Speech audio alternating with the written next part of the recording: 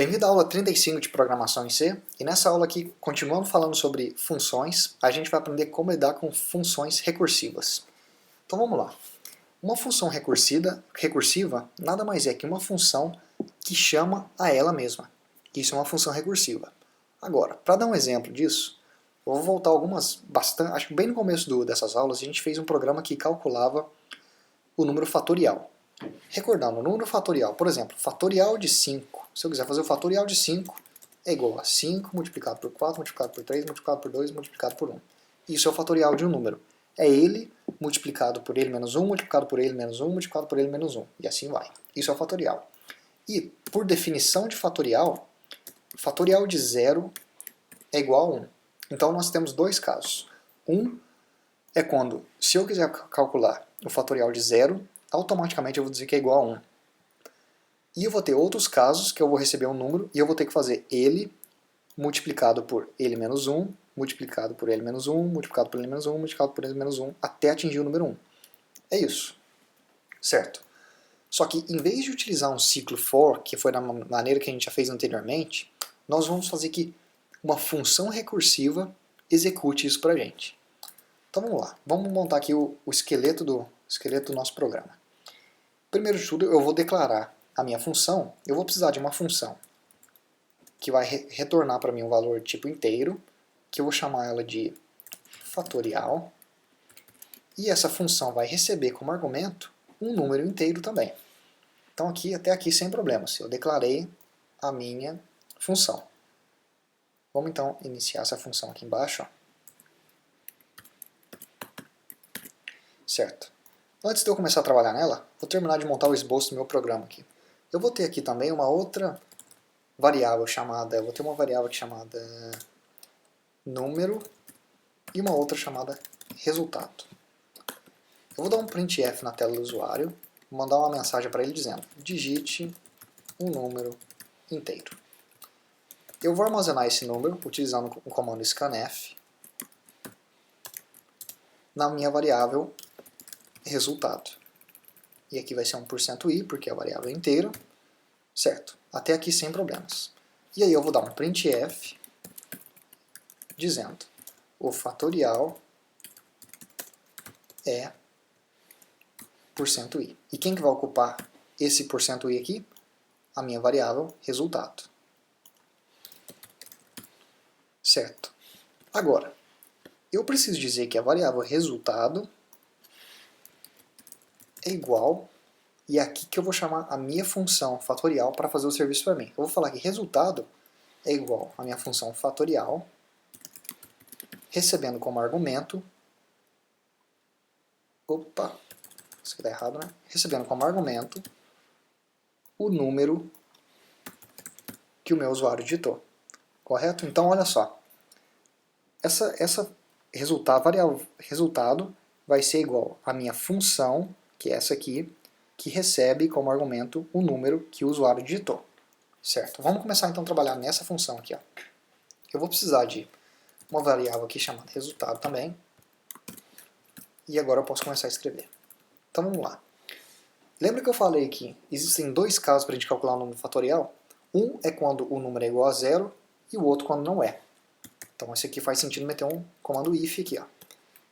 Se o número que eu receber do usuário, quem que é essa variável que representa o número que eu recebi do usuário? Essa aqui. Ó. Se essa variável x for igual a zero, eu vou dizer que a minha variável resultado é igual a 1. Diretamente, eu já vou dizer isso. Agora, caso não seja, else. Caso não seja, eu vou precisar de fazer alguma outra coisa aqui.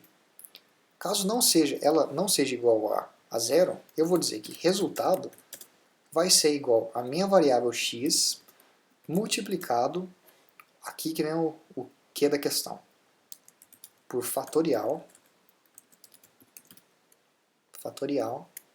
que recebe como argumento x menos 1. Agora, isso aqui ó, é onde a gente vai ter que passar a maior parte do tempo. Eu vou terminar a minha função aqui. Ó. Vou dar um return resultado. E agora vamos entender. Vamos supor que o usuário, na hora que eu pedir para ele digite o número inteiro, ele digite o número 0. E eu vou dizer que resultado é igual a fatorial que recebe argumento como argumento valor 0. Essa função vai ser lida e vai acontecer o seguinte. X é igual a 0, esse comando if vai perguntar, x é igual a 0, ela recebeu. Se ela receber como x 0, vai automaticamente dizer que resultado é igual a 1. Vai prosseguir vai pular esse comando else e vai retornar a variável resultado com o valor de 1. Acabou. Agora, caso o usuário não digite 0, caso ele digite, por exemplo, 3, essa função aqui vai ser chamada e vai receber aqui como argumento 3. Vai chegar nesse comando if aqui, ó, e vai ver x é igual a 0? Não, é igual a 3. Else, vai pular para o nosso comando else, e vai dizer que resultado é igual a x. Agora aqui, ó, essa aqui não é parte da programação, você não precisa escrever isso no seu programa. Eu vou fazer isso aqui simplesmente para ficar mais fácil para eu explicar. X, isso aqui, ó, essa parte aqui é a mesma coisa aqui. 3, que é o valor que o usuário digitou, multiplicado por fatorial de x menos 1. Agora tem um porém. Nesse ponto do programa, é como se houvesse uma pausa. Essa expressão aqui, ó, x multiplicado por fatorial de x menos 1, não pode ser completada ainda. Por quê? Essa função aqui, ó, que foi chamada novamente, tem que ser feita para eu poder obter o valor disso aqui, dessa expressão. Para eu obter o valor dessa expressão aqui, ó, fatorial, papapá, eu tenho que primeiramente resolver ela, depois para obter um número. Aí eu posso multiplicar 3 por esse valor que eu vou receber. Então é como se... É como não. Na verdade, o que acontece é o seguinte, na hora que eu chamo isso aqui, ó, por mais que eu esteja já dentro da minha função fatorial, quando eu chamo ela novamente, uma outra função, uma cópia dessa função, é chamada em outro lugar na memória do meu computador. Quer dizer que nesse ponto, eu tenho duas funções fatoriais ocorrendo. Uma, que é a primeira aqui, ó, que está tentando multiplicar 3 por uma outra função fatorial. E ele está guardando. Ele não pode executar essa operação enquanto não obtiver um resultado aqui. Dentro dessa segunda função fatorial, que é essa aqui, ó, dentro dessa segunda, o que está acontecendo? Essa segunda função fatorial recebeu como argumento x, que tem o valor de 3, menos 1. Então ela recebeu o valor de 2. Vamos executar então, agora a gente está dentro da segunda chamada da função fatorial. Essa outra função vai vir aqui e vai analisar, x é igual a 0? Não, é igual a 2. Essa aqui representa a segunda função fatorial que a gente chamou. Então ela vai vir aqui, ó, else, resultado, uma outra variável resultado, vai ser igual a 2 multiplicado e vai chamar novamente a função fatorial. Então agora na memória é como se tivesse uma terceira função fatorial ocorrendo lado a lado com essas aqui. E essa outra função fatorial vai receber como argumento o quê? A gente não tem aqui que o nosso x é 2, na nossa terceira função fatorial a gente vai receber 2 menos 1. Vai receber 2 menos 1, resultado não é igual a 2 menos 1.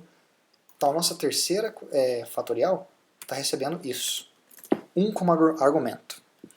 Isso vai acontecer de novo, todo esse processo vai executado, vai verificar se o que a gente recebeu era igual a 0, vai ver que não é, e vai fazer uma outra multiplicação. O resultado vai ser igual a x, vai abrir uma quinta função fatorial. Essa quinta função fatorial vai receber como argumento 0. Por quê? Vai dizer que resultado vai ser igual, olha só, nossa quinta, 1 multiplicado por fatorial de x, que é igual a 1, menos 1. Ou seja, a nossa quinta level de função vai receber como argumento 0. E aí o que vai acontecer? Essa quinta função vai chegar aqui, ó, e vai ver que x é igual a 0, dessa vez é igual a 0. Vai falar que resultado é igual a 1 e vai retornar resultado para essa aqui, ó. Para a nossa quarta função fatorial, a primeira vez a gente vai obter um resultado, um return, que é igual a 0. O que vai acontecer? Essa quarta função que a gente chamou aqui, ó, vai ser executada e vai retornar como número o resultado da multiplicação. 1 multiplicado por 1 é 1. A nossa terceira função fatorial agora pode ser executada. 2 multiplicado por 1 é 2. Vai entrar aqui. E, finalmente, a primeira função fatorial que a gente chamou vai ter o valor verificado. 3 multiplicado por 2 é igual a 6. Vai colocar que 6 é igual a resultado. Agora eu posso deletar isso aqui para terminar a explicação. Vai colocar que 6 é igual a resultado e finalmente vai retornar esse valor para cá. Então vamos executar isso aqui. Aí esse valor vai ser colocado na minha variável resultado e eu dou um printf. O fatorial é 6. Isso aqui foi meio complicado de explicar, mas vamos lá. Vou dar um executar aqui. Ó. Se eu digitar 0, o fatorial é 1. Deixa eu pular uma linha aqui para ficar mais legível.